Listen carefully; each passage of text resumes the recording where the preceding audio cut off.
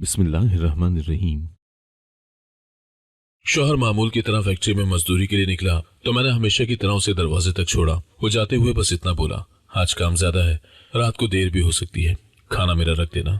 मैंने मुस्कुराकर सर हिलाया और दरवाजे बंद करके सुबह के कामों में लग गई। हमारे घर की जिंदगी सादा थी मगर सुकून ऐसा था जिसकी कदर शायद हम दोनों नहीं जानते थे। वो मजदूर था, मैं एक आम सी घरेलू औरत, मगर एक दूसरे का सहारा थे। दोपहर के करीब जब मैं चूल्हा जला रही थी तो बाहर गली में शोर होने लगा। कुछ औरतें घबरा कर एक दूसरे को बुला रही थी, कुछ मर्द तेजी से गली से निकल रहे थे। मैंने दरवाजा खोलकर देखा तो कोई कह रहा था, फैक्ट्री में आग लग गई, बहुत बुरी आग।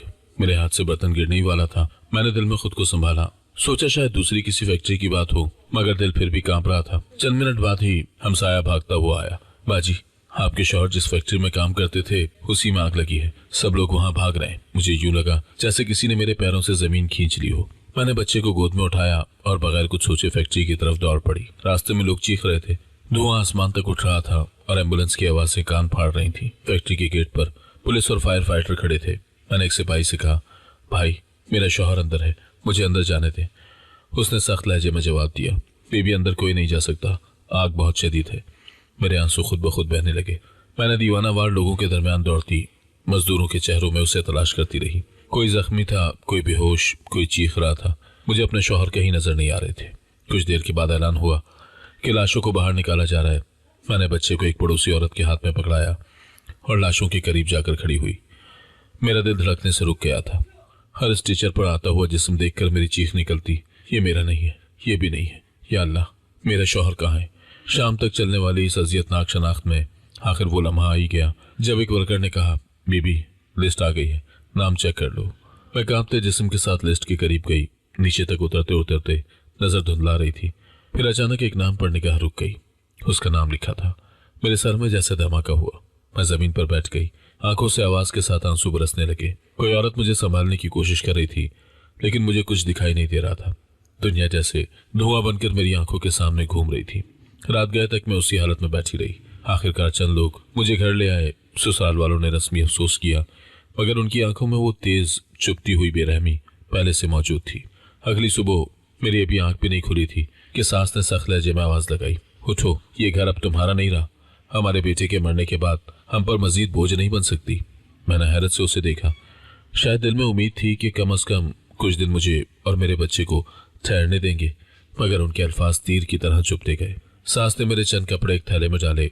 ससुर ने नजरें चुराई, जैसे कुछ कहने की हिम्मत ही ना हो, और नंद ने तंजिया नजरों से देखकर कहा, हमें अपने घर चलाने होते हैं, तुम जाकर कहीं काम धंधा कर लेना। मैंने लरजती हुई आवाज में कहा, पर मैं जाऊंगी कहाँ? मेरा कोई नहीं है। मगर जवाब में सिर्फ सर्द लहजा मिला, वो हमारा मसला नहीं है। मैं बच्चे को सीने से लगाए दरवाजे के बाहर खड़ी हो गई। छोटा सा पर्स, चंद कपड़े और बेबसी की ठंडी हवा, बस इतना ही मेरा सरमाया था। दरवाजा मेरे पीछे जोर से बंद हुआ तो मैंने खुद को कहीं ज्यादा तन्हा महसूस किया। मेरे कानों में शौहर की आखिरी बातें गूंजती रही, दिल लंबा हो तो इंतजार करना, मैं आ जाऊंगा। क्या खबर थी कि वो कभी लौट कर नहीं आएगा। मैं गली में चंद कदम आगे बढ़ी। मेरा बच्चा मेरी गर्दन से चिमटा हुआ था और आहिस्ता आहिस्ता रो रहा था। मैंने उसे चुप करवाते हुए कहा, मत डरो बेटा, तुम्हारी माँ अभी टूटने वाली नहीं है। लेकिन हकीकत ये थी कि मैं अंदर से 1000 टुकड़ों में बिखर चुकी थी। शाम तक कई दरवाजों पर काम मांगने गई। कुछ ने तरस खाकर कहा कि जगह नहीं है, कुछ ने सीधा इनकार कर दिया।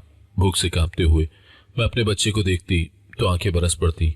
आखिरकार एक मोहल्ले की उम्र रसीदा औरत ने मुझे पानी दिया और कहा, बेटी सफाई का काम कर लो, कुछ ना कुछ मिल जाएगा।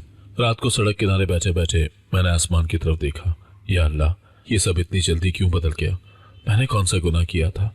हवा में कोई जवाब न था, सर्द खामोशी थी।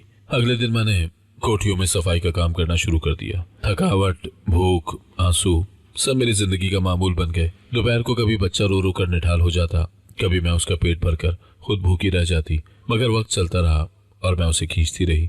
एक शाम जब मैं एक घर से दूसरे की तरफ जा रही थी, मेरे जहन में शौहर का चेहरा घूम रहा था। उसका हंसता हुआ चेहरा, उसकी सादा बातें, उसके हाथों की मेहनत की खुशबू, सब सच लगते थे।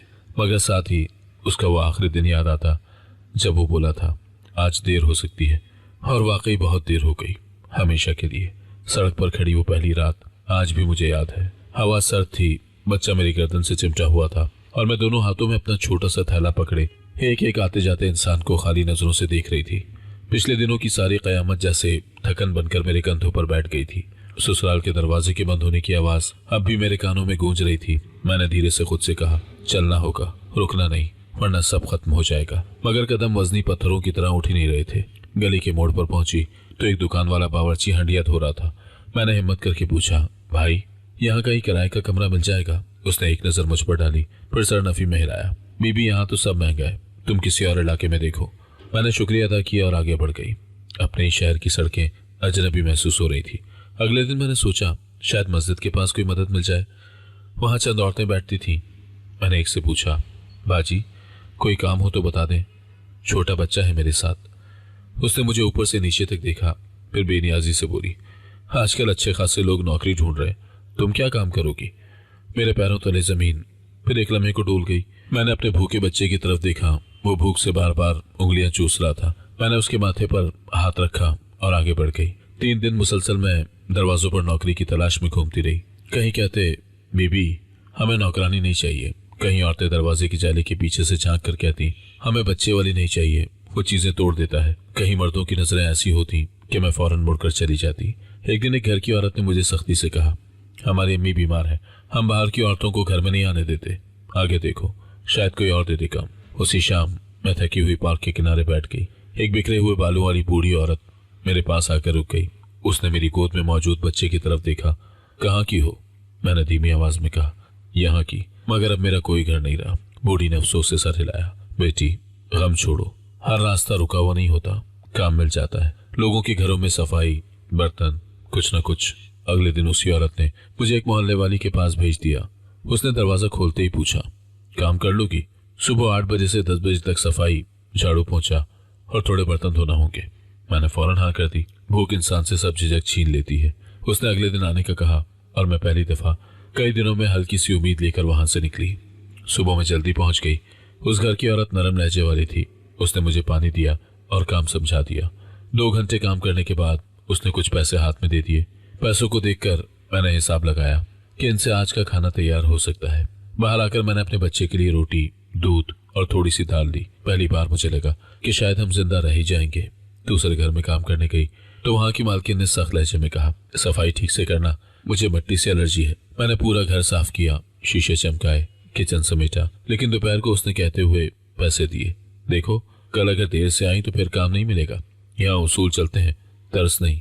मैंने खामोशी से सर हिलाया। 3-4 घरों में काम मिल गया, मगर हर जगह अलग मिजाज था, अलग रवैये। कहीं लोग अच्छे थे, कहीं कड़वे, कहीं सख्त, कहीं बेहिस। मगर मैंने हर काम पूरी ईमानदारी से किया, क्योंकि रोजी की जरूरत नरम बना देती है। उन दिनों कई वाकयात हुए जिन्होंने मुझे अंदर से बदल दिया। एक दिन एक घर में झाड़ू लगाते हुए बच्चा सिल्ली पर चढ़ गया। मालकिन ने फौरन चिल्लाकर कहा, अरे इसको काबू में रखा करो, कहीं से गिर गया तो जिम्मेदारी तुम्हारी होगी। मेरी आंखों में आंसू आ गए, मगर मैंने उसे गोद में उठाया और आहिस्ता से कहा, ये छोटा है, समझ नहीं पाता, माफ कर दे। उसने नागवारी से मुंह फेर लिया। एक बार दूध का पैकेट खरीदने के बाद मेरे पास 5 रुपए बचे। बच्चे ने मीठी टॉफी की जिद की। मैंने दुकानदार से पूछा, भाई 5 रुपए में एक मिल जाएगी क्या? वो मुस्कुराकर बोला, ले ले बाजी, बच्चा हंसेगा तो आप भी हंसेंगी। मैंने पहली बार कई दिन में मुस्कुराकर कहा, अल्लाह खैर करेगा। कभी कभी मैं कैसे घर जाती जहां मालकिन रोज अपनी मुश्किलात सुनाती। नौकरानियों का क्या है, आज हो कल चली जाओगी, मगर देखो सफाई अच्छी करना। मैं सोचती इंसान किसको नौकरानी समझता है और किसको अपने जैसा। ये सब सवाल मेरे दिल में जगह बनाते जा रहे थे। रातों को जब बच्चा भूख से रोता तो मेरी जान निकल जाती। मैं उसे प्यार से गोद में झूला देती और कहती, बस थोड़ा सा सब्र बेटा, माँ कल ज्यादा कमाएगी। फिर खुद एक सूखी रोटी का टुकड़ा पानी में भिगोकर खा लेती ताकि वो पेट से आवाज न निकाले। एक रोज काम से लौटते हुए एक बच्चे ने मुझे रोककर कहा, आंटी आपकी बाली गिर गई थी सुबह, शायद काम करते हुए गिरी हो। मैंने बाली ली तो आंखों में नमी आ गई। ये मेरी शादी की वाहिद निशानी थी। मैंने बच्चे से कहा, बेटा अल्लाह तुझे सलामत रखे। दूसरे दिन एक घर की औरत ने कहा, कल मत आना, हमें नई लड़की मिल गई है, छोटी है, काम तेज करती है। मेरी हिम्मत फिर टूटने लगी। लेकिन उसी दिन मोहल्ले की एक नेक दिल औरत ने मुझे बुलाकर कहा, बेटी मुझे सफाई वाली चाहिए, तुम मेहनत करती हो, मैंने खुद देखा है। वक्त गुजरता गया, पैसे कम थे, मगर जिंदगी काम चलाने लगी। लेकिन इन सब के बीच एक अजीब सा एहसास मेरे अंदर जागता जा रहा था, जैसे तकदीर मुझे किसी बड़े रास्ते की तरफ धकेल रही हो। मैं अक्सर सोचती, या अल्लाह ये सब क्यों हो रहा है? किसी दरवाजे के पीछे आखिर कौन सा राज है? जिंदगी अपनी सख्तियां दिखा रही थी, मगर मेरे दिल में वो छोटी सी किरण अब भी रोशन थी, कभी बुझती कभी फिर जल उठती। जिस दिन मुझे उस बड़ी कोठी में सफाई की जिम्मेदारी मिली, उस दिन सुबह से ही अजीब सी घबराहट महसूस हो रही थी। मैंने छोटे छोटे घरों में काम किया था, जहाँ या तो औरतें सख्त थी या माहौल तनाव से भरा हुआ था, लेकिन ये कोठी दूर से ही बिल्कुल मुख्तलिफ लग रही थी। उसका गेट, उसका बाग, उसकी दीवारें सब तासुर देते थे कि अंदर कोई बड़ी दुनिया बसी हुई है। कोठी के दरवाजे पर पहुंचकर मैंने हिचकिचाते हुए बेल बजाई। फौरन एक बाअदब बूढ़ा चौकीदार बाहर आया। उसके चेहरे पर नरमी थी जो मुझे बहुत कम लोगों में मिली थी। उसने कहा, बेटी तुम पहली बार आई हो, अंदर जाओ, काम का बता देते हैं। मैं उसके पीछे अंदर दाखिल हुई तो हैरत ज़दा रह गई। सामने बड़ा सहन था जिसमें सब्ज घास, ऊंचे दरख्त और रंग बिरंगे फूल थे। मुझे लगा जैसे मैं किसी और ही शहर में आ गई हूँ। मैं सफाई के लिए किचन की तरफ गई। वहां एक औरत बर्तन धो रही थी। उसने मुझे देखते ही मुस्कुरा कर कहा, आओ बहन, आज से तुम भी हमारे साथ हो। यहाँ कोई किसी से बदतमीजी नहीं करता, हम सब एक दूसरे का ख्याल रखते हैं। उसकी बात ने मेरे दिल का बोझ हल्का कर दिया। ऐसे मुलाजिमीन में बैठना मेरे लिए नया तजुर्बा था। वो सब काम के दौरान एक दूसरे से अदब से बात करते, चाय पीते वक्त एक दूसरे का हाल पूछते और नए आने वाले से भी अच्छा बर्ताव करते। दोपहर के वक्त जब हम सबने साथ खाना खाया तो एक मुलाजमा ने गुफ्तगू में बताया, तुम्हें पता है हमारे साहब हर महीने गरीबों में खैरात बांटते हैं। लाखों रुपए, राशन, दवाइयाँ, कपड़े, जो भी आ जाए खाली हाथ नहीं जाता। मैंने हैरत से पूछा, सच? इतनी बड़ी खैरात करते हैं? उसने हाँ में सर हिलाते हुए कहा, हाँ बहन, इस इलाके के लोग भी उन्हें फरिश्ता कहते हैं। बहुत नेक दिल इंसान है। जैसे ही मैंने ये बात सुनी, मेरे जहन में फौरन अपने बच्चे की भूख का ख्याल आया। पिछले कई हफ्तों से मैं उसे कनात पर लगा रही थी। एक माँ के लिए ये सोच भी जख्मी करती है कि उसका बच्चा भूखा सो रहा है। मैंने दिल में सोचा, काश मैं भी खैरात लेने वहां जा सकूं, शायद कुछ आसानी हो जाए। लेकिन इंसान के अंदर एक अजीब सा डर होता है कि कहीं लोग मुझे लालची न समझे, कहीं कोई कुछ बुरा न बोल दे, कहीं मेरा हक न समझा जाए। मैं भी इसी खौफ में मुब्तला रही। कई दिन तक मैं हर सुबह ये सोचती कि आज जाऊंगी, मगर शाम तक हिम्मत टूट जाती। मुलाजमीन भी खैरात के लिए लंबी लाइनों का जिक्र करते तो मेरा दिल डर जाता। एक रोज चौकीदार ने मुझे कहा, बेटी तुम कभी खैरात के लिए क्यों नहीं आई? यहाँ सारा मोहल्ला आता है, तुम्हें किस बात का डर है? मैंने नजरें झुकाकर कहा, बस दिल नहीं मानता था, लगता है जैसे हाथ फैलाने जा रही हूँ। चौकीदार ने नरम आवाज में कहा, यह हाथ फैलाना नहीं होता बेटी, ये उनका हक होता है जिनके घर में मुश्किल हो। मदद लेना गलत नहीं, गलत वो होते हैं जो देते हुए रोक दिखाते हैं। हमारे साहब ऐसे नहीं है। उसकी बात ने मेरे अंदर थोड़ी हिम्मत जगा दी। मैंने सोचा कि अब मजीद बर्दाश्त करना मुश्किल है। काम की आमदनी खाने और दवाई तक तो चल जाती है, मगर मुस्तकबिल, बच्चा बड़ा हो रहा है, जरूरतें बढ़ रही हैं। मैंने फैसला कर लिया कि खैरात लेने जरूर जाऊंगी। खैरात का दिन जुमेरात का रखा गया था। सुबह में काम खत्म करके जल्दी घर लौटी। मैंने बच्चे को साफ सुथरे कपड़े पहनाए, खुद भी कपड़े झाड़कर ज्यादा साफ सुथरे बनने की कोशिश की। मेरे पास नए कपड़े नहीं थे, मगर मैंने अपने कपड़ों की शिकनें ठीक करने की कोशिश की। दोपहर के बाद मैं कोठी के बाहर पहुंच गई। गेट के सामने लंबी लाइन लगी थी। औरतें अपने बच्चों के साथ खड़ी थी। कुछ मर्द राशन के इंतजार में थे, कुछ बुजुर्ग हाथ में दवाइयों की फहरिस्त लिए शुक्रगुजार नजरों से गेट को देख रहे थे। मैं भी लाइन के आखिरी सिरे पर खड़ी हो गई। जैसे ही मैंने खड़े होना शुरू किया, दिल में अजीब सा धड़का लगा। ऐसा लग रहा था जैसे मैं किसी बहुत बड़े इंकिशाफ के दरवाजे के करीब हूँ। मेरे जहन में पूरा सफर घूम गया। फैक्ट्री की आग, घर से निकाला जाना, दरवाजे दरवाजे काम मांगना, बच्चे की भूख, कोठी में अच्छा सुलूक, सब। मेरे आगे एक औरत अपने बेटे को समझा रही थी, बस थोड़ा सब्र कर, राशन मिल जाएगा, साहब की दी हुई चीजें बहुत अच्छी होती हैं। एक और बूढ़ा शख्स पुकारा, बेटी लाइन लंबी है, पर फिक्र न करना, सबको मिलता है, यहाँ से कोई वापस नहीं जाता। उसके अल्फाज सुनकर मेरे दिल को थोड़ी तसल्ली मिली। मुझे एक मुलाजमा नजर आई, वो अंदर से लिस्ट ला रही थी। मैंने उसे पहचाना, वो वही थी जिसने मुझे पहले दिन काम समझाया था। वो आगे आकर बोली, बाजी घबराना नहीं, हर महीने यहाँ राशन मिलता है, मगर खैरात बहुत होती है। मैंने उसे आहिस्ता से कहा, यह पहली बार है कि मैं लाइन में खड़ी हूँ, दिल बहुत घबरा रहा है। उसने मोहब्बत से कहा, अल्लाह ने इस दरवाजे पर तुम्हें इज्जत ही देनी है, डर कैसा। लाइन आहिस्ता आहिस्ता आगे बढ़ रही थी। सूरज ढलने लगा था, हवा हल्की सी ठंडी हो गई। बच्चा मेरी गोद में सो गया। मैं उसे मजबूती से थामे खड़ी रही और दिल में दुआ करती रही कि अल्लाह आज आसानी जरूर ले आए। फिर वो लम्हा आया जब लाइन का मोड़ मुझ तक पहुंचने वाला था। गेट के अंदर एक मेज लगा था जहां राशन, कपड़े, दवाइयां, सब कुछ दिया जा रहा था। मैंने एक नजर अंदर देखा, बस एक लम्हे के लिए। सिर्फ एक पल, और उसी पल में दिल अजीब तरह धड़कने लगा, जैसे कोई बहुत बड़ा राज मेरी तरफ आ रहा हो, जैसे कोई चेहरा मुझे देखने वाला हो, जैसे मेरी जिंदगी फिर बदलने वाली हो। मैंने गहरा सांस लिया और आहिस्ता आहिस्ता अगला कदम बढ़ाया। लाइन में आहिस्ता आहिस्ता आगे बढ़ रही थी। लोग अपने थैले संभालते, बच्चों को चुप करवाते और गेट की तरफ बढ़ते जा रहे थे। मैं भी बच्चे को गोद में लिए सुस्त कदमों से चल रही थी। गर्मी, थकन, घबराहट सब मिलकर अजीब सा बोझ बन गए थे, मगर फिर भी मैंने कदम पीछे नहीं हटने दिए। हर कदम के साथ मेरे दिल की धड़कन बढ़ रही थी, जैसे कोई भारी पर्दा हटने वाला हो। गेट के पास पहुंचते ही मैंने एक मुलाजिम को देखा, जो लोगों के नाम पूछकर उन्हें आगे जाने का इशारा दे रहा था। मैंने चौकीदार को भी देखा, जो लिस्ट संभाले खड़ा था। सब हालात आम थे, मामूल के मुताबिक, लेकिन अगले लम्हे एक ऐसा मंजर सामने आया जिसने मेरे बदन की कपकपी को हकीकत बना दिया। अचानक मेरी नजर कोठी के दरवाजे के पास खड़े एक शख्स पर पड़ी। पहले तो मैंने उसे बस एक नजर देखा, फिर दोबारा देखा, और फिर मेरी आंखें फटी की फटी रह गई। मेरे होंठ खुश्क हो गए, सांस रुक गई, हाथ साकत हो गए। सामने मेरा मरहूम शौहर जिंदा खड़ा था। मैंने बेयकीनी से पलकें झपकी। दिल में एक खामोश चीख उठी कि ये कैसे मुमकिन है। वो नॉर्मल अंदाज में खड़ा मुलाजमीन को हिदायत दे रहा था, जैसे उसका यहां होना कुदरती बात हो।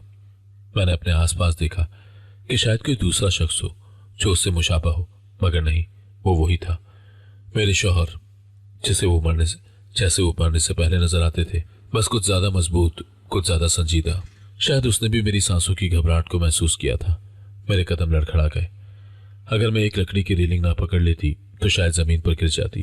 पिछली मायूसियों, मसाइल और थकन के बावजूद ऐसा झटका मैंने जिंदगी में कभी नहीं खाया था। मैंने खुद से कहा, नहीं, ये वो नहीं हो सकता, ऐसा कैसे हो सकता है, मगर दिल इस हकीकत को झुटला नहीं पा रहा था जो आंखों के सामने थी। फिर मैंने आहिस्ता से खुद से कहा, शायद कोई हमशक्ल हो, शायद कोई और हो, शायद मेरी नजर गलत हो। लेकिन अचानक वो शख्स मुड़ा और उसकी नजर सीधी मुझ पर पड़ी। मुझे यूं लगा जैसे दुनिया थम गई हो। वो चंद लम्हे मुझे घूर कर देखता रहा। उसके चेहरे पर हैरत भी थी, जैसा उसे भी यकीन न आया हो कि सामने मैं खड़ी हूं। मैंने हकलाते हुए कहा, ये तुम हो। मेरे लहजे में खौफ था, शक था, सदमा था, दर्द था, सब एक साथ।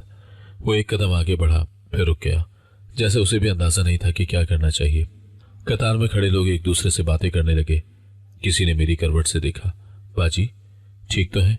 मैंने कोई जवाब नहीं दिया। मैं होशो हवास की दुनिया से बाहर थी। उसने आहिस्ता आवाज में कहा, तुम यहां? यह आवाज मेरे जिस्म में एक और झटका ले आई। वही आवाज, वही अल्फाज, वही अंदाज, जैसे कुछ भी नहीं बदला, जैसे वो कभी मरा ही ना हो। मैंने कपकपाती आवाज में कहा, तुम मर गए थे, मैंने लिस्ट देखी थी, लोगों ने बताया था। तुम मैं कुछ बोल ना पाती, अल्फाज गले में अटक गए। उसने गर्दन झुकाई, जैसे कोई राज उसके सीने में छुपा हो, जैसे कोई बोझ बरसों से उसे दबा रहा हो। लाइन का शोर बढ़ने लगा, लोग आगे बढ़ रहे थे, मगर मेरा वजूद गेट के सामने जड़ों की तरह जम गया। एक मुलाजिम मेरे पास आया और बोला, बाजी आगे चले। कहाँ रुक गई? मैंने बेआवाज सूरत हाल में सिर्फ एक जुमला कहा, मुझे इससे बात करनी है। उसने मुझे एक तरफ आने का इशारा किया। शायद वो भी समझ गया था कि मुझे और उस शख्स के दरमियान कुछ ऐसा है जो सिर्फ राशन लेने वाली औरत और किसी अमीर आदमी के दरमियान नहीं हो सकता। मैं उसकी तरफ बढ़ी। बच्चा मेरी गोद में अब भी खामोश था, मगर उसकी छोटी सी गिरफ्त मेरे दुपट्टे को मजबूती से पकड़ रही थी। मैंने खुद को संभालते हुए पूछा, ये सब क्या है? तुम जिंदा कैसे हो? तुमने मुझे बताया क्यों नहीं? मैंने तुम्हारे लिए रो रो कर खुद को खत्म कर लिया। लोग मुझे घर से निकाल चुके हैं। मैं दर दर भटक रही हूँ और तुम यहाँ खड़े खैरात बांट रहे हो। उसने एक लम्हे को आंखें बंद की, जैसे कोई भारी पत्थर उठा रहा हो। फिर उसने आहिस्ता मगर भारी लहजे में कहा, मेरे पास अल्फाज नहीं है कि मैं क्या कहूँ, लेकिन ये सब हुआ ऐसे जैसे तुम कभी सोच भी नहीं सकती। मैंने सख्त लहजे में कहा, तो बताओ, मैं हक रखती हूँ जानने का। मेरी आवाज ऊंची थी और लाइन में कुछ लोगों ने पीछे मुड़कर हमें देखना शुरू किया। वो फौरन मेरे करीब आया और नीची आवाज में कहा, यहाँ नहीं, अंदर चलकर बात करते हैं। मैंने एक कदम पीछे हटकर कहा, मैं तुम्हारे साथ अंदर नहीं जाऊंगी, पहले बताओ कि तुम जिंदा कैसे हो। उसके चेहरे पर एक लम्हे को तकलीफ आई। फिर उसने कहा, अगर मैंने तुम्हें वो सब नहीं बताया तो इसके पीछे ऐसी हकीकत है जो सुनाकर भी मैं सांस नहीं ले पाऊंगा। मैं चलना में उसे देखती रही। मेरे दिमाग में एक एक लम्हा घूमने लगा। फैक्ट्री की आग, लिस्ट में उसका नाम, मेरा रोना, घर से निकाले जाना, भूख, नौकरियां, सब। और इस सब के दौरान वो जिंदा था कहीं ना कहीं। मैंने साथ लहजे में कहा, ठीक है तो फिर यहीं पर बता दो, मैं अब मजीद कुछ संभालने की ताकत नहीं रखती। वो आहिस्ता से बोला, ये सब तुम्हारी तवक्को से ज्यादा खतरनाक और तकलीफदेह है, तुम्हें तैयार होने की जरूरत है। मैंने तंजिया हंसी के साथ कहा, मेरे पास अब तैयार होने को कुछ नहीं बचा, सब कुछ पहले ही जलकर खत्म हो चुका है। तुम बताओ, सिर्फ सच बताओ। वो मजीद कुछ बोलने ही वाला था कि अचानक अंदर से किसी ने आवाज दी, साहब कुछ दस्तावेजात पर आपके दस्तखत चाहिए। साहब, ये लफ्ज मेरे लिए दूसरा धचका था। मैंने चीख कर कहा, तो तुम यहां के मालिक हो? मेरे सवाल की गूंज दरवाजे से बाहर तक फैल गई। वो खामोश खड़ा मुझे देखता रहा, बिल्कुल वैसे जैसे गुनहगार अपने फैसले का इंतजार करता है। उस पल मेरा गुस्सा, हैरत, सदमा सब मिलकर एक जानदार सन्नाटा बन गए। मैं बेजान खड़ी रह गई। ये मंजर अब मेरी जिंदगी के बाकी दिनों को बदलने वाला था और मुझे भी अंदाजा ही नहीं था कि इसके बाद क्या आने वाला है। वो कुछ लम्हे मुझे देखता रहा, जैसे फैसला कर रहा हो कि सच बोले या चुप रहे। फिर उसने इर्द गिर्द नजरें घुमाई। लाइन में खड़े लोग, मुलाजमीन और कोठी की बड़ी दीवारें सब उसे बेचैन कर रहे थे। वो आगे बढ़ा और आहिस्ता से बोला, मेरे साथ इधर आओ, ये बात यहाँ नहीं हो सकती। मेरा दिल तो नहीं चाह रहा था, मुझे उसके पीछे जाने पर मजबूर कर रही थी। वो मुझे मेन गेट के पास मगर हुजूम से थोड़ा हटकर खड़ी एक नीम के दरख्त के नीचे ले गया। हवा थोड़ी ठंडी थी मगर मेरी सांसें गर्म और बेतरतीब थी। फिर वो कांपती आवाज में बोल पड़ा, बिल्कुल पहले जुमले जैसे ही मेरी टांगों से जान निकलती महसूस हुई। मैं मारा नहीं था, मैंने सब अम्मा के कहने पर किया था। मेरी आंखों में बेयकीनी फैल गई। क्या कह रहे हो तुम? इतनी बड़ी बात, इतना बड़ा झूठ? मैंने कराती हुई आवाज में कहा। वो एक पल के लिए नजरें झुकाकर खड़ा रहा, जैसे शर्मिंदगी ने उसके कदम रोक लिए हो। मैं जानता हूं तुम यकीन नहीं करोगी, मगर मुझे सब कुछ आज बताना पड़ेगा। जो कुछ हुआ वो मेरे बस में नहीं था। मैंने उसका चेहरा देखा, वो वही था मगर वक्त ने उसे बदल दिया था। आंखों के नीचे हल्के, माथे पर तनाव और बेचैनी की एक साफ लकीर। उसने सर उठाया, एक लंबा सांस लिया और कहा, अम्मा मुझे आजमाइश में डालना चाहती थी, तुम्हें नहीं, असल में मुझे। उन्हें लगा था कि हमारी शादी ने मुझे कमजोर कर दिया है, कि मैं तुम पर हद से ज्यादा मुनहसिर हो गया हूं। मैंने भड़कते हुए लहजे में कहा, और इस आजमाइश के लिए उन्होंने ये सोचा कि तुम मुझे बेवा बना दो। वो एक कदम पीछे हटा, जैसे मेरे सवाल का वजन उसके सीने पर आ गिरा हो। नहीं, बात वो नहीं थी। अम्मा का ख्याल था कि अगर मैं तुमसे अलग हो जाऊं तो मैं कारोबार में पूरी तवज्जो दे सकूंगा। वो चाहती थी कि मैं खानदान का नाम और कारोबार संभालूं, लेकिन उनके जहन में तुम्हें कबूल करना शामिल नहीं था। उन्होंने कसम दी थी, ऐसी कसम के मैं इनकार नहीं कर सकता था। मैंने आंखों के किनारे साफ किए और बेयकीनी से पूछा, कैसी कसम? उसने होले से अपनी उंगलियां चटखाई, जैसे उसे कहानी का वो हिस्सा बताते हुए तकलीफ महसूस हो रही हो। अम्मा ने कहा था कि अगर मैं तुम्हें तलाक ना दूं, अगर तुम्हें छोड़कर नई जिंदगी शुरू ना करूं, तो वो जहर खाकर जान दे देंगी। मेरे कदम एक लम्हे को डोल गए। तो तुमने ये सोचा ही नहीं कि एक औरत को अकेला छोड़ना, बच्चे के साथ बेघर करना, ये कैसा जुल्म है? वो जल्दी से बोला, मैंने सोचा था, मैंने बहुत सोचा था। मैंने उनसे कई बार लड़ाई की, उनसे कहा कि ये गलत है, मगर वो जिद पर जम गई। वो बीमार थी, दिल का मसला था। डॉक्टर्स ने कहा था कि ज्यादा टेंशन खतरनाक है। वो रोती थी, धमकियां देती थी, चुपके से दवाइयों में कुछ मिलाने की बातें करती थी। मैं खौफ में आ गया था, मेरा दिमाग मफलूज हो गया था। मैंने कड़वी हंसी हंसी, और इस खौफ में तुमने मुझे मार दिया। वो फौरन बोला, नहीं, मैंने तुम्हें नहीं मारा, मेरा मकसद तुम्हें तकलीफ देना नहीं था। अम्मा ने कहा था कि मैं कुछ दिन छुप जाऊं, लोगों को यही समझने दूं कि मैं मर गया हूं, फिर जब हालात संभल जाएंगे तो मैं तुमसे बात कर लूंगा। मैंने गुस्से से कहा, और हालात कब संभलते? जब मैं भूख से मर जाती, जब मेरा बच्चा बीमार होकर सड़क पर पड़ा रहता। उसने थके हुए लहजे में कहा, मैंने तुम्हें चुपके से खर्चा पहुंचाना शुरू किया था, एक मुलाजिम के जरिए। मैं हर महीने पैसे देता था, मगर शायद वो तुम तक ना पहुंचे। मैंने हैरत से कहा, पैसे? कौन से पैसे? मुझे तो कभी 1 रुपया भी नहीं मिला। वो चौंक कर पीछे हट गया। ये कैसे मुमकिन है? मैंने तो उसे सख्ती से कहा था कि रकम तुम तक पहुंचा दे, हर महीने। मैंने सर्द लहजे में कहा, तुमने वही गलती की जो मर्द करते हैं, समझते हैं कि काम हो रहा है मगर देखते कभी नहीं कि होता भी है या नहीं। वो चुप हो गया, जैसे एक एक लफ्ज तीर की तरह उस पर लग रहा हो। मैंने अपनी बात जारी रखी, तुमने सोचा भी नहीं कि मैं कहाँ जाऊंगी, कैसे रहूंगी, किस हाल में रहूंगी? वो होली से बोला, मैंने कई बार तुमसे मिलने का सोचा, मगर अम्मा तूफान की तरह टूट पड़ती। एक बार तो उन्होंने घर के सामने ही बेहोशी का ड्रामा किया ताकि मैं तुमसे दूर रहूं। मैं खौफजदा था। मैंने कभी सोचा ही नहीं था कि सब कुछ इतना बिगड़ जाएगा। मैंने ठंडे लहजे में कहा, और तुम खैरात बांटते रहे दूसरे गरीबों को जन्नत देने के लिए, जबकि मैं तुम्हारी बीवी, तुम्हारे बच्चे की माँ दर दर ठोकरे खाती रही। क्या तुम्हें कभी अच्छा नहीं लगा कि मैं बाहर आकर देखूं? इस बार वो थोड़ा मजबूत लहजे में बोला। मुझे ये मकाम आसानी से नहीं मिला। मैंने कारोबार संभालते हुए दिन रात मेहनत की। तुम्हें लगता है मैं ऐश में था? मैं खुद तो डरता रहा, मगर अम्मा के सामने कमजोर नहीं पड़ सकता था। वो पहले ही तुम्हें नापसंद करती थी। वो चाहती थी कि मैं अपनी पहली बीवी से शादी तोड़कर उनकी मर्जी से दूसरी शादी करूं, बड़े घराने में। मैंने गुस्से के बावजूद हैरत से पूछा, पहली बीवी? तुम तो कहते थे तुम्हारी पहली शादी नाकाम हुई थी, खत्म हो चुकी थी। वो थके हुए अंदाज में बोला, वो शादी थी मगर सिर्फ नाम की। मेरा दिल तुमसे जुड़ा था, लेकिन अम्मा उसका मान नहीं चाहती थी। उनके ख्याल में तुम गरीब घर की थी, तुम मुझे रोक लोगी और मैं खानदान की इज्जत को संभाल नहीं पाऊंगा। उन्होंने हर बात को जबरदस्ती तलाक से जोड़ा। मैं खामोश खड़ी थी, मगर दिल में आग बेभर गई थी। उसने एक कदम आगे बढ़कर धीमी आवाज में कहा, सुनो, मैंने गलत किया, बहुत गलत किया। मैंने अम्मा के सामने कमजोरी दिखाई। मुझे नहीं करना चाहिए था। तुम्हारा हक था कि मैं तुम्हारे साथ खड़ा रहता, मगर मैंने उस खौफ, उस दबाव, उस साजिश में अपना होश खो दिया। मैंने सीधा उसकी आंखों में देखा। तुमने अभी तक सच का सबसे बड़ा हिस्सा नहीं बताया। आखिर तुमने मौत का ड्रामा ही क्यों किया? तलाक दे सकते थे, झूठ बोल सकते थे, छुप सकते थे, मगर मौत? वो चंद लम्हे खामोश रहा, फिर बोला, क्योंकि अम्मा को यकीन था कि तुम रिश्ता छोड़ दोगी अगर मैं न रहा। वो चाहती थी कि तुम वापस ना आओ, तुम मेरे पीछे ना भागो, ना कोई झगड़ा हो। वो चाहती थी तुम हमेशा के लिए दूर चले जाओ। मेरी आंखें नम हो गईं, मगर मैंने आवाज मजबूत रखी, और तुमने वो सब मान लिया। वो बोलने ही वाला था कि मैंने हाथ उठाकर रोक दिया। बस अब मजीद कुछ मत कहो। जो सुनना था मैं सुन चुकी। मगर अंदर की आग उस वक्त और भड़क उठी जब उसने आखिरी बात कही। मैं तुम्हें कभी छोड़ना ही नहीं चाहता था, मगर मैं मजबूर था। तुम्हारे लिए नहीं, अम्मा के लिए। मैं खामोशी से रोती रही और दिल में एक नफरत की आग बिफर गई जो अब सर्द होने वाली नहीं थी।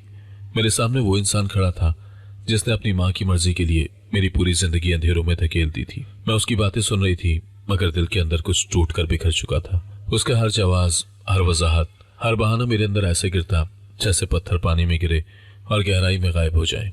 मैंने कपकपाती आवाज में बस इतना कहा, तुम्हारी माँ की आजमाइश ने हमें बर्बाद कर दिया, मुझे भी, तुम्हें भी, और इस बच्चे को भी। जो नुकसान हो गया है वो कभी पूरा नहीं हो सकता। वो कुछ कहना चाहता था, मगर मैंने हाथ उठाकर उसे रोक दिया। बस जो होना था हो गया। तुमने एक खेल खेला, मगर उस खेल ने मेरा सब कुछ ले लिया। तुम मुझे कभी वापस नहीं दे सकते। वो एक कदम आगे बढ़ा, मगर मैं एक कदम पीछे हट गई। अब मेरा तुमसे कोई ताल्लुक नहीं। जो तुमने मेरे साथ किया है उसका हिसाब तुम्हें खुद देना होगा। वो बेबस नजर से मुझे देख रहा था, मगर मैंने एक आखिरी नजर भी उस पर जाया न की। मैं बच्चे को अपने सीने से चिमटाए लाइन से निकल आई। मेरी आंखों से आंसू बह रहे थे, मगर मैंने उनको पूछा भी नहीं। सिर्फ इतना कहा, खुदा तुम्हें इसी तरह आजमाए जिस तरह तुमने मुझे किया। मेरी हाय तुम्हें कहीं ना कहीं जरूर लगेगी। ये अल्फाज दिल से निकले थे, जबान से नहीं। और फिर मैं वहां से बाहर निकल आई। मैं सड़क पर आकर कुछ देर बैठ गई। मेरा दिल कड़वाहट और दुख से भर चुका था। मैंने अपने बच्चे को गोद में लिया और उसे प्यार करके कहा, हमारा भरोसा अब सिर्फ अल्लाह पर है। इंसानों ने तो सिर्फ धोखा दिया है। अगली सुबह मैं हस्बे मामूल काम पर जाने की तैयारी कर रही थी कि गली में शोर सुनाई दिया। चंद औरतें एक घर की तरफ दौड़ रही थी। किसी ने मेरा बाजू पकड़कर कहा, सुने, बड़े साहब जिनकी कोठी में आप काम करती हैं, उनका बहुत बड़ा हादसा हो गया है। मैं साकत हो गई। कौन सा हादसा? वहां मौजूद लड़के ने सांस लेते हुए कहा, गाड़ी में आग लग गई। कहते वो अंदर ही फंस गए थे, जिंदा निकलना मुश्किल है। मेरे अंदर एक पल के लिए सन्नाटा छा गया। कल ही तो मैंने उसे बद्दुआ दी थी और आज मैं खामोश हो गई। ना खुशी हुई, ना सदमा, ना हैरत, बस एक अजीब बेहिसी, जैसे कोई अंदर ही अंदर कह रहा हो कि ये नतीजा पहले से लिखा हुआ था। असर के करीब मजीद खबरें आने लगीं। आग ने उसे बुरी तरह लपेट में ले लिया था। फैक्ट्री के कुछ लोग भी जख्मी हुए हैं। वो मेल मुलाकात के लिए जा रहा था जब हादसा हुआ। हर जबान पर एक ही जुमला था, बदकिस्मती, बहुत बुरी मौत। मैं किसी को क्या बताती कि मेरे लिए सिर्फ हादसा नहीं था, ये एक तरह का जवाब था उस जुल्म का जो उसने किया था। उसी शाम मैं कोठी के करीब से गुजरी तो देखा उसकी माँ, मेरी सास, गेट के पास जमीन पर बैठी चीख रही थी। बाल बिखरे हुए थे, हाथों में मट्टी, कपड़े गर्दालूद। वो बार बार एक ही जुमला दोहरा रही थी, हमारा इम्तहान ही हमारा गला काट गया। मैंने जो सोचा था वो सब गलत हो गया। मैंने अपने बेटे को खुद मौत के मुंह में धकेला। मैंने गलत किया। लोग उसे समझा रहे थे, पानी दे रहे थे, मगर वो होश में नहीं आ रही थी। किसी ने मुझे देखा और कहा, तुम इसकी बहू थी ना? चाहकर उसे दिलासा दो, शायद तुम्हारी बात सुन ले। मैंने हल्की सी नजर उस पर डाली, लेकिन कदम नहीं बढ़ाए। ना मैं जालिम थी, ना बदला लेने वाली। बस वो बहुत कुछ खो चुकी थी और मैं उसके गम में शरीक नहीं हो सकती थी। गिल्टी और सजा का ताल्लुक सीधा होता है, बस मैं इतना ही कह सकती थी। मैंने खामोशी से ये सब सुना, मगर दिल पत्थर हो चुका था। अब कोई सदमा, कोई चीख, कोई रोना मुझे मुतासर नहीं कर रहा था। ये सब मेरे हिस्से की आजमाइश नहीं थी, ये उसकी आजमाइश का अंजाम था, जिसे वो इंसानी फैसले समझ बैठे थे। रात को मैं अपने बच्चे को सीने से लगाकर बैठी थी। वो सो रहा था, उसकी सांसें गर्म थी, मासूम थी। मैंने धीरे से उसके सर पर हाथ फेरा और बस इतना कहा, अल्लाह ने हमारा हक ले लिया है बेटा, अब कोई हमें तकलीफ नहीं दे सकता। पहली बार कई महीनों में मेरे दिल ने हल्की सी पुरसुकून सांस दी। आजमाइश का बदला कुदरत ने खुद ले लिया था। मैं खिड़की के पास खड़ी होकर आसमान की तरफ देखने लगी। बादल हल्के थे, चांद साफ नजर आ रहा था, जैसे खामोशी में भी रब मुझे देख रहा हो। मैंने आहिस्ता से दुआ की, या अल्लाह, अब मेरे बच्चे के लिए आसानियां खोल दे, दुखों का वक्त खत्म हो, हमारा सफर अब तेरी मदद से आगे बढ़ेगा। और मैंने अपने बच्चे को सीने से लगाकर रब का शुक्र किया। न जाने क्यों पहली बार लगा शायद मेरी जिंदगी में कोई नया दरवाजा खुलने वाला है। उसी शाम जब मैं बच्चे को सुलाकर सोचों में घिरी बैठी थी, अचानक दरवाजे पर दस्तक हुई। दस्तक इतनी गैर मामूली थी कि मेरा दिल एक लम्हे को रुक सा गया। मैंने आहिस्ता से दरवाजा खोला तो सामने एक बावकार शख्स खड़ा था, काले सूट में, हाथ में फाइल और चेहरे पर पेशा वराना संजीदगी। वो मुअद्दबाना लहजे में बोला, आप ही उनकी बीवी हैं? मैंने हिचकिचाते हुए हाँ में सर हिलाया। वो फौरन फाइल आगे बढ़ाते हुए बोला, ये चंद जरूरी कानूनी कागजात हैं, हालात के पेश नजर फौरन आप तक पहुंचाने की हिदायत थी, बराए करम इन्हें देख लीजिए। मैंने लरसते हाथों से फाइल पकड़ी। जैसे ही मैंने फाइल खोली, ऊपर मेरा और मेरे बच्चे का नाम दर्ज था। उसके बाद की सुतूर ने मेरे कदमों से जमीन खींच दी। शौहर ने अपनी तमाम जायदाद बच्चे के नाम कर दी थी। मेरी जबान खुश हो गई। मैंने बेयकीनी से वकील से पूछा, ये कब तैयार हुआ? उसने तो मुझे कभी कुछ नहीं बताया। वकील ने खामोशी से अपनी ऐनक ठीक की और बोला, ये दस्तावेजात हादसे से सिर्फ चंद दिन पहले मुकम्मल हुई। उसने खास तौर पर कहा था कि अगर कभी कोई नाकाहानी सूरत हाल पेश आए तो फौरन ये फाइल आप तक पहुंचा दी जाए। मैं और भी चौंक गई। तो वो जानता था कि कुछ होने वाला है? वकील ने गहरा सांस दिया। आपके शौहर की हालत जहनी तौर पर बहुत बोझल थी। वो कुछ मामला तय करना चाहते थे। उसने वाज़े लिखवाया था कि मेरी बीवी और बच्चा ही मेरे असल वारिस है, इसके अलावा किसी का कोई हक नहीं बनता। मेरी आंखों में पानी उतर आया। मैं किचन के फर्श पर बैठ गई और जोर से रोने लगी। ये वही घर था जहां मैंने भूख बांटी थी, आंसू बहाए थे, मगर आज इन्हीं दीवारों में कागज थे जो मेरी सारी महरूमियां बदल रहे थे। वकील चुपचाप खड़ा रहा, फिर बोला, आप मजबूत रहिएगा, आगे आपको कुछ फैसले करने होंगे। अगर आप चाहें तो मैं कल आकर मजीद वजाहत कर दूंगा। मैंने सर हिलाया, मगर दिल में एक बेनाम सी चुभन रह गई। सवाल यह था कि उसने इतनी बड़ी वसीयत करते हुए मुझे बताने की हिम्मत क्यों नहीं की? उसने ये सब मुझसे क्यों छुपाया? ये मोहब्बत थी या पछतावा या सिर्फ जिम्मेदारी? जो भी था, अब इस सच के साथ मुझे अगले दिन का सामना करना था। वकील के जाने के बाद मैं देर तक दरवाजे के पास बैठी कागजात को देखती रही। दुनिया अजीब तरह बदल रही थी और मैं समझ नहीं पा रही थी कि ये सब इंसाफ था, इत्तेफाक था या किसी पिछली गलती का देर से मिला जवाब। शाम होते ही मैंने बच्चे को उठाया और अस्पताल की तरफ रवाना हो गई। सोच ये थी कि चाहे जो कुछ भी हुआ, आज आखिरी बात जरूर करनी है। अस्पताल के बाहर अजीब सी खामोशी थी, हर तरफ सफेद रोशनी, इंतजार करती हुई नजरें और वक्त के साथ चलती गाड़ियों की आवाजें। मैंने रिसेप्शन पर नाम बताया तो नर्स ने कहा, वो आईसीयू में है, ज्यादा देर नहीं मिल सकते, बस ज़हनी तौर पर तैयार है। मैंने आहिस्ता से सर हिलाया और कमजोर कदमों से आईसीयू की तरफ चल पड़ी। शीशे के दरवाजे के पार मेरा शौहर बेड पर लेटा था। उसके चेहरे पर पट्टी, हाथों पर जलने के निशान और सांस लेने के लिए मशीन लगी हुई थी। वो जिंदगी और मौत के बीच कहीं मौलिक लग रहा था। मैं अंदर गई तो उसने धीरे से आंखें खोली। लम्हा भर के लिए उसकी सांस अटकी, फिर उसने मुझे देखकर लरसती आवाज में कहा, मुझे माफ कर दो। ये वो अल्फाज थे जो शायद बरसों पहले सुनने चाहिए थे, मगर आज उनकी गूंज कुछ और थी। उसकी आंखों में पछतावे की नमी थी, सच्चाई का वजन था और एक थकन थी जो किसी माफी से भी हल्की नहीं हो सकती थी। उसने थके हुए लहजे में कहा, मैंने गलत किया, मगर नीयत बुरी नहीं थी। मैं फंस गया था। अम्मा, हालात, कारोबार, सब ने मुझे ऐसे जकड़ लिया था कि मैं रास्ता ही भूल गया था। मैंने सोचा था कि वक्त के साथ सब ठीक हो जाएगा, मगर सब उल्टा हो गया। मैं खामोश खड़ी उसे देखती रही। मेरे अंदर कई सवाल थे, मगर जवाबों का वक्त गुजर चुका था। कुछ जख्म ऐसे होते हैं जो वक्त से ही भरते हैं, अल्फाज से नहीं। वो हल्के से हंसा, मगर उस हंसी में दर्द था। मैं जानता हूं तुम कभी नहीं भूलोगी, और शायद भूलना चाहिए भी नहीं। मैंने जो किया वो माफी के काबिल नहीं है। बस कम से कम ये मत समझना कि मैंने तुमसे मोहब्बत नहीं की थी। मैंने बच्चे का छोटा सा हाथ पकड़ा और उसके हाथ पर रखा। हमने तुम्हें माफ तो कर दिया है, मगर भूल नहीं सकते। जो हुआ वो हमारे हिस्से की कहानी थी, तुम्हारे हिस्से की आजमाइश भी। वो आंखें बंद करके बोला, इतना काफी है, मैं हल्का हो गया हूँ। कमरे में खामोशी फैल गई। मशीनों की टिक टिक, दवा की महक और जिंदगी का आखिरी मुड़ता हुआ लम्हा, सब एक मंजर में सिमट गए थे। मैंने आखिरी बार उसे देखा। उसकी सांसें धीमी पड़ रही थी, जैसे कोई थका हुआ मुसाफिर अपनी मंजिल के करीब पहुंच गया हो। और यूं कहानी अपने अंजाम को पहुंची। एक ऐसा अंजाम जिसमें सुलह भी थी और सजा भी, और एक लंबी सांस जो मैंने पहली बार पूरी कुव्वत से अंदर खींची, क्योंकि अब जिंदगी नए बाप के लिए इंतजार कर रही थी। अगर आपको आज की कहानी पसंद आई है तो वीडियो को जरूर लाइक कीजिएगा और अपने दोस्तों के साथ भी शेयर कीजिएगा। और हाँ, अगर आपने अभी तक हमारा चैनल सब्सक्राइब नहीं किया तो जरूर सब्सक्राइब करें। मिलते हैं कल एक नई और दिलचस्प कहानी के साथ। अल्लाह हाफिज।